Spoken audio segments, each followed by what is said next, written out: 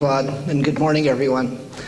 Before I start, let me just say that I think we owe a debt of gratitude to Gautam and to Claude for all the efforts that they did to bring about the International Year of Crystallography, and especially at this session of building capacity.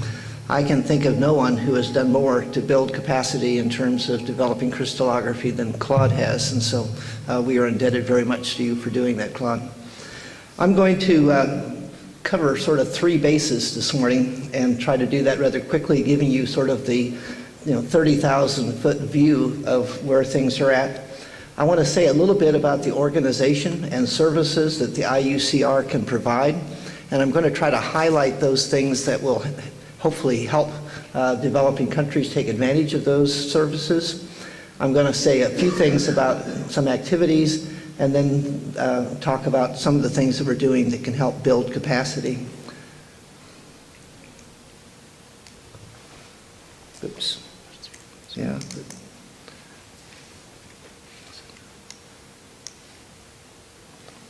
Let me do it this way.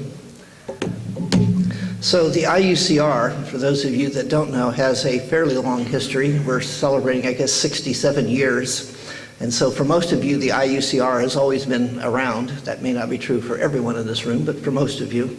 The first meeting was in 1948, and it was held in Harvard.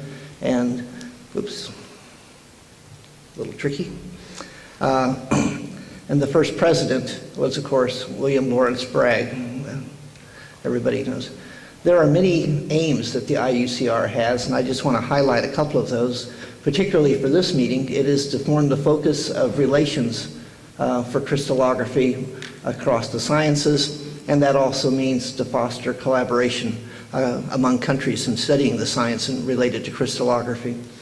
We also try to promote international publication. Many journals will say a bit more about that in just a moment, and then try to serve as the guardians in terms of setting standards so that everybody can talk the same language in their science.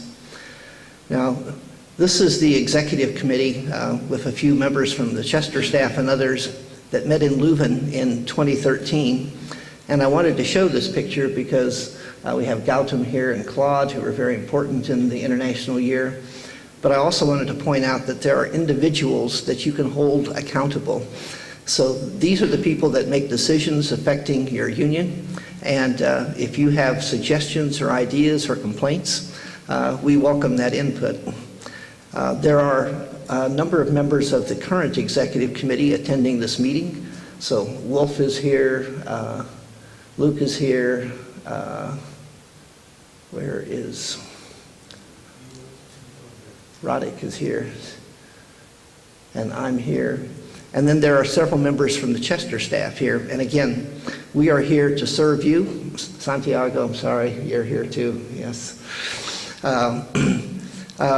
We are here to serve you, and so if you have ideas, suggestions, please communicate those to us. Now, with respect to the IUCr, we have a number of member countries, we have adhering groups, and we now have 4 regional associates. And we look forward, hopefully in the not terribly distant future, for there being an African Crystallographic Association. That would be a 5th regional associate. That would be fantastic. Of course, we have our main Congress every 3 years. And as you heard just a moment ago from Gautam, the next one will be in Hyderabad in India in 2017. We hope you'll all be able to make plans to attend that. And then we have 2020 already planned for the Czech Republic. I mentioned the regional associates. We have the Asian Crystallographic Association, the European, the American now, and LATCA. And as I say, in the future we hope to see an African Crystallographic Association. Now, the work of the IUCr is done primarily through its commissions, and you see those listed here. There are people who represent the different specialties associated with crystallography on these commissions. We have a website that lists all these commissions, the membership, and we try to have a broad membership that represents a geographical diversity as well as diversity in other ways. You can find the email contacts for people on these commissions, so if you're in electron crystallography and you have some ideas for a session, or some ideas that you think that commission should be pursuing. If you go to our website, you can find ways to contact those people. I mentioned the journals, the journals really are the operational side of the office, the IUCr, handled through the Chester office. And I want to point out in particular that we've now gone more towards open access journals. And down here it says funds generated from open access payments are used to keep subscription costs as low as possible. That should be a benefit to all of us. And authors from developing countries may apply for their open access fees to be waived. And so just because you're in a place where maybe you do not have the funds to necessarily get all the journals, you should contact the Chester office and see what arrangements can be made. We also have the international tables. That keeps growing. Volume H will be on powder, coming out soon.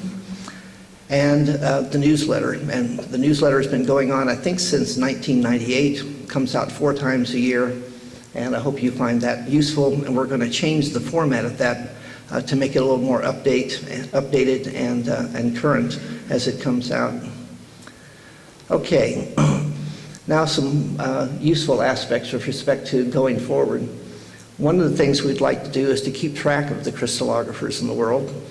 We have this World Directory of Crystallographers, I should say, and we would encourage you to join that. No cost to sign up, but that way we have a way of contacting you with information, and we think this will be very useful for helping the various regional associates contact their members and organize local meetings and so forth as well. The IUCr, to the extent that it has the funds, sponsors many activities. So many of you are aware of the support for young scientists to attend meetings. I'm happy to say that this year we've had a record number of applications for those funds, just showing the popularity and the interest in crystallography these days. But we also have visiting professorships. We help underwrite the cost of scientific conferences, the journals. And then I mentioned here the Crystallography in Africa initiative, which Claude has been involved with for many years. This looks a lot like the initiatives that we're doing right now for the International Year of Crystallography. But you know, this goes back to 1999. And it is really the work that Claude has done in Africa that has served as kind of the template for how we've tried to do things in Southeast Asia and how we tried to do things in Latin America. A few things about activities in terms of building capacity. Obviously, it's important to educate the future generation of crystallographers, and the website contains an amazing number of resources to help do that. I'm particularly fond of this timeline. Has a wealth of information about different aspects and a historical perspective. You now have photos, videos, educational materials, and we keep adding to this. So if you haven't checked it lately, I encourage you to do so because it's going to look different than it was the last time you checked this website. Yesterday I mentioned some of these activities for education and outreach. I won't go into that again. You'll hear more about that later. In my institution, we did an open house and we had thousands of people come by and look at how to grow crystals. Those are some of the crystals I grew in my office actually, and had some of my office staff growing crystals as well. Lessons on symmetry for the school children became very, very popular. And I'm going to conclude by just saying something about the outreach activities in terms of building capacity and training young scientists. And you've heard about the open labs and the summits. We had 3 summit meetings, and I'm going to show you each of these just very briefly, but the common theme here is that we want to find ways to partner, to work together, and continue the activities of the International Year. And the theme you want to keep in mind as you see these, and I'll just click through these slides quickly. This is the first meeting in Karachi. Is that it says, we request the IUCr to initiate actions to promote regional scientific collaboration, financial support, bring facilities. Those are all great ideas. Those all require funding. And so the IUCr is looking at ways to generate funds to continue many of these activities. You probably know, but may not, that the IUCr set aside a number of funds as a one-time expenditure from its reserves to fund the activities of the International Year of Crystallography. We cannot continue to do that in perpetuity without looking at other sources of income, without other resources. And so one of the things we're hoping to do at this meeting is to identify how to partner, how to identify those programs that are most critical for going forward. If you look at the other summits, this is the one in Campinas that I had an opportunity to attend. Wonderfully attended, lots of crystallography going on in Latin America. And again, if you look at the resolution that was passed, we hope that the IUCr and UNESCO will initiate actions to promote regional scientific collaboration, support regional conferences. You hear that theme over and over again. Similarly, for the summit in South Africa, very well attended, over 100 senior researchers.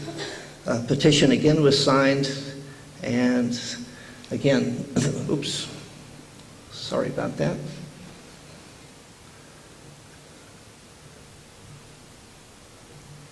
Has a little bit of a hair trigger here. Provide equipment, establish collaborations, and hopefully this will lead, as I mentioned, to the formation of an African Crystallographic Association in a few years, which we'd all welcome and look forward to. So finally, I think I've already covered that. I just want to say that we have taken steps in this direction. Mentioned that there's already a grant that has been approved to build capacity in Africa that was funded by IYCr. So that's a good first step in terms of finding additional funds to help support these activities. And as I mentioned yesterday, there's now the Legacy Fund that's already got over $40,000 to support these activities. And what we want to do as part of this conference is to figure out ways to develop sustainable programs so that we don't have to rely just on short-term fundraising to be able to carry out these good works. I think with that I'm going to stop. We're a little bit behind on time. Let me just thank the organizers again for this conference. Wonderful venue.